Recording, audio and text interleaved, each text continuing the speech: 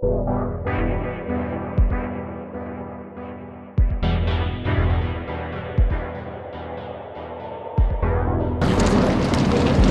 Mom. Hi. I'm going up. Oh, God.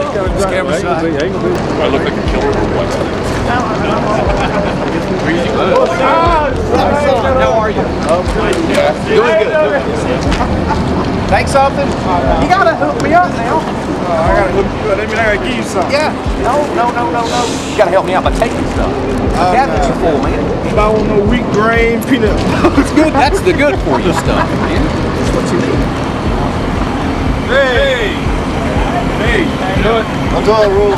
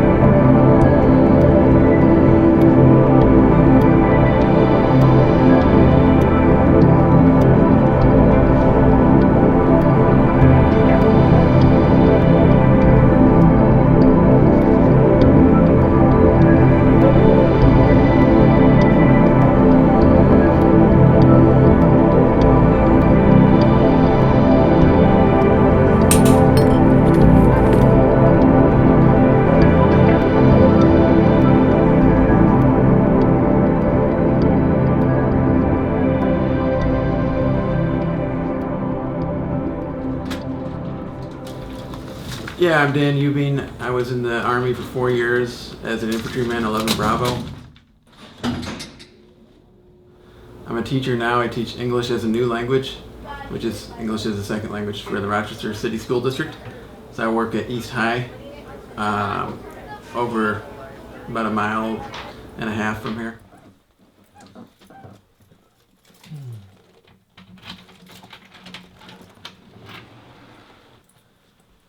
So yeah, I was a regular grunt. I did pretty much everything from dismount to mounted in a Bradley. We were attached to the tankers, cordon and search and clear out areas and do traffic control points to check to make sure nobody had what they weren't supposed to have, bomb making materials and stuff like that. It was all right. It was pretty intense at times, obviously, but I got an Army Commendation Medal. I got the GI Bill benefits, and I made some good friends. Glad I did it. They send you to welfare. Welfare might turn you down. If the welfare does keep you around, they send you to the work program. When the work program don't work out, what do? You have to use your head. Find those skills.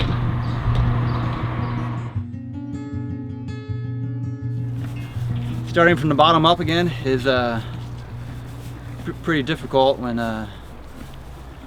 not getting shit to start with. So it's a very difficult time and depressing as well to have everything lost in one day.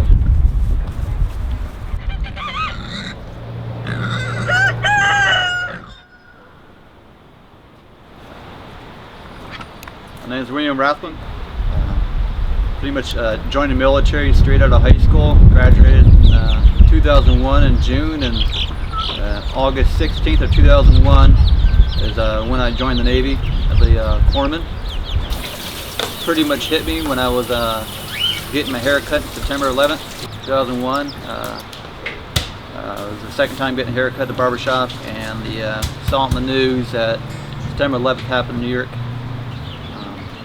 So that pretty much edged me and angered me, and wanted to do more for my country.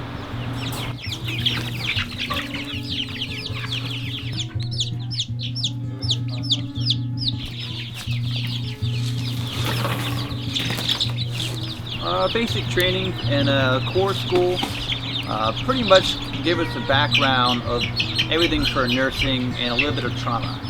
It's not till we got to field medical service school where we actually did combat trauma. So everything from amputation, gunshot wounds, puncture wounds, shrapnel, you name it, anything from battlefield. In December of 2002, my unit got initiated for the first invasion for Iraq. First deployment, straight out of school. Didn't really know what I was getting into.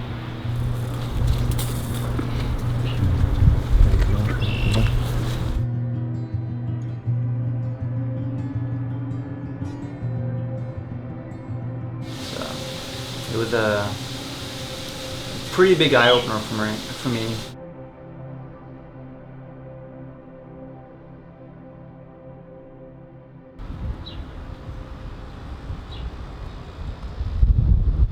Okay, well, in 2007, that's when I was honorably discharged and came home. I was feeling really good about life. I was sort of like invincible, sort of. And I just appreciated everything in the civilian world to the max. College and everything, I went back to college. Before that, before the Army, I realized now that I kind of took things for granted a little bit.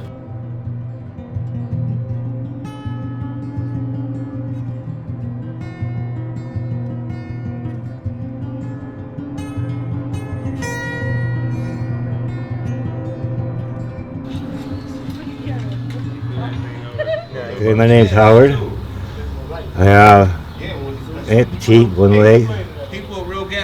And we don't get enough money from the government, so this is what I gotta do to survive. There are people out there that need it worse than me. But I gotta do it the way I gotta do it. We got a little jug of that around. We gonna get this grill started today. The roadblocks I'm having, my 14 years as a corpsman, doesn't give me any type of certificate to work in the outside, even though I have all the experience, knowledge, and skill set of a physician and a nurse, but I don't have anything saying I could do anything as an EMT, the basic stuff. So I have to go to school, get a certificate, it's a 9-week course, work my way up all the way, EMT, paramedic, whatnot, and then try to get back in my skill set again, which I've been doing forever, and I love helping other people. So between that, the bills, no income, trying to find work, still working on the house a little bit here and there, trying to fix it up the way I want it to. That and been dealing with my mom's death since January, so it doesn't really help much for the mood or everything that's going on, but try to stay positive, move forward, but best I can do. But there's not just me, there's a lot of other people, even from my unit, that have been dismissed or out earlier than what they expected, and they're going through the same hard troubles as I am. Found that out. But I always thought you was one anyway. The hell with everybody else say.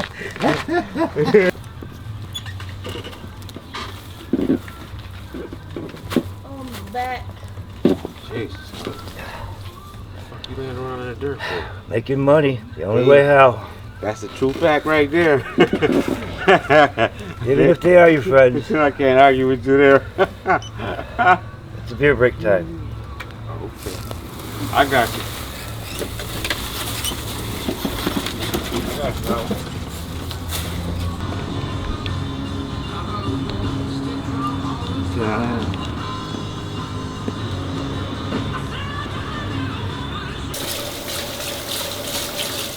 Why do veterans struggle with reintegration? It's a good question. It's a good question for our age right now. And yeah, I've heard something on the radio about it, about how they don't have any transferable skills. For me, I'd say just the general pace of civilian life is just so different from the pace of military life that it just takes some adaptation. And plus, in the military, there's a lot of structure. Sometimes in the civilian world, there's no structure, and you have to make your own structure. Like the platoon sergeant would come in and say, hey, I'm going to put it to you like this. Everybody, lottie-dottie, everybody's going to be in full battle rattle for a mission at 1800 hours. We're going to go all night. So you know exactly what you're going to do. You're going to be in this truck with the gunner, you have your radio, you check your comms. Or you know exactly what the guard roster is, like 8 hours on, 4 hours off. In the civilian world, you gotta make appointments with people, and you gotta get a job that you hate and stick through and hack it out. And then you think, like, I was infantry, right? So my transferable skills are I can clean a barracks really good, right? Like, but I don't want to work as like a janitor, or I can shoot and like qualify as a sharpshooter, but I don't want to work in security. I kind of want it to be a writer. So I guess the transferable skills for me is my experience. I use that, and then my knowledge of literature, and I sort of combine that to create interesting stories. So you kind of got to develop your own synthesis of your experience and what's out there, what's available for you in the civilian world.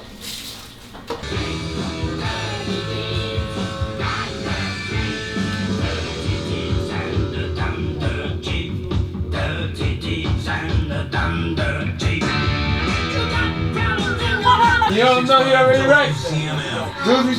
Once he released that word. Boys were in the garage, I heard them early talking about me. And you ain't never gonna find nobody like Howard. Come in and do work for you, let you park your car here, fix your car, cheap price. I have all kinds of trades, I'm good. I only did 2 deployments. Because I only intended to just do a stint, sort of, and go on sort of an adventure and then come back. Because my main thing is that I'm a writer. I have a big passion for writing. So I kind of wanted some experience. I was a little naive. I was 20 when I joined at a small college, so I wanted to see the world.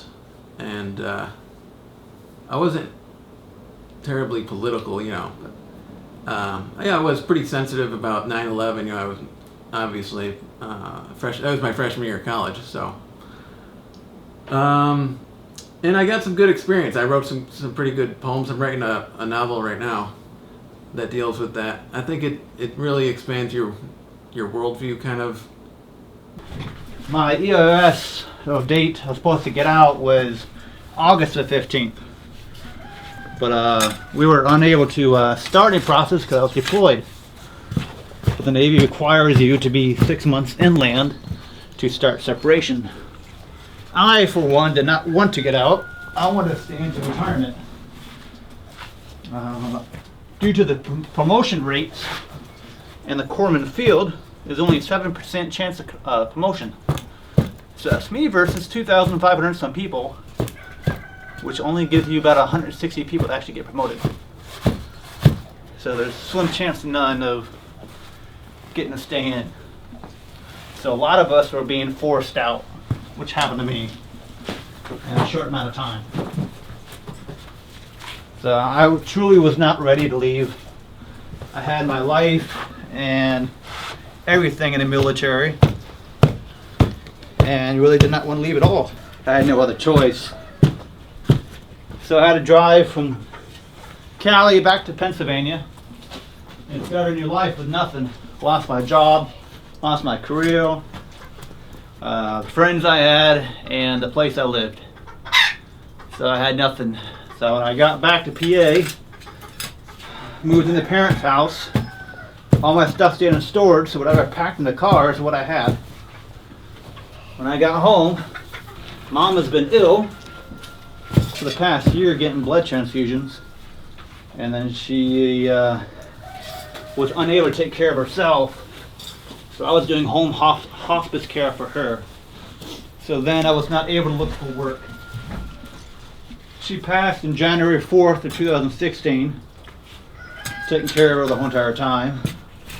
Was able to talk to the Navy Veteran Fund, and they gave me a $2,000 check to help me out a little bit, which will last me about 2 months of paying bills. But I still got to find a way how to get the rest of that, so that puts me in a bundle.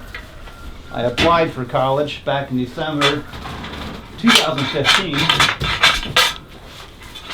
I couldn't pass the placement exam for math because it's trigonometry and geometry.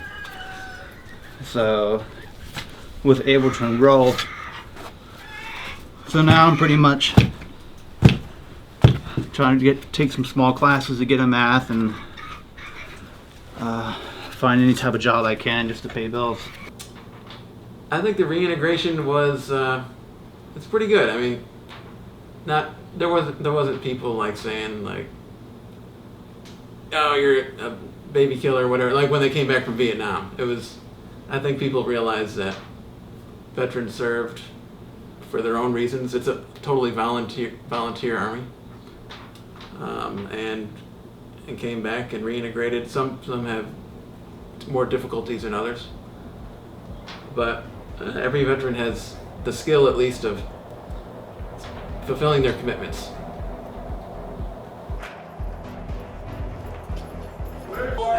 Friendship, you could say.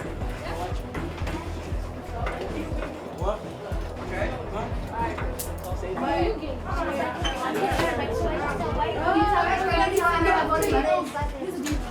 Mina, you got one? You guys got 5 minutes to write your poem. I want to see.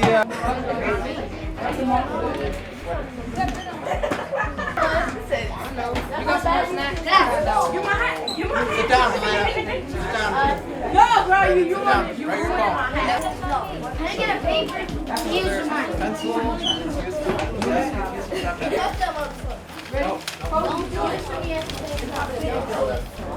You got it. So, hand all your poems up here to me. It's about time to go. Oh, yeah. And I will read them and we'll put them in here. You see that? Run fast! I'm happy, busy, making money. Life is good.